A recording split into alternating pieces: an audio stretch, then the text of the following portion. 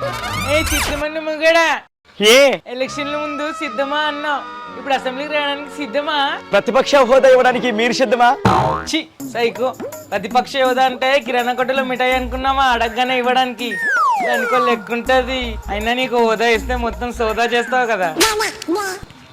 Hello సిద్ధమన్న మొగాడా, ఏ మీ రోజపు ఏం చేస్తుంది? ప్రభుత్వం కూలిపోయినా తను మాత్రం పదవిలో ఉందని భ్రమపడుతుంది. నువ్వేమో 15,000 అమ్మఒడి 15,000 అమ్మఒడి అని ఊరంతా అరుస్తున్నావు, ఆమెమో ఇంత మిడ్డీలు వేస్తే ఊరంతా ఊరేగుతుంది.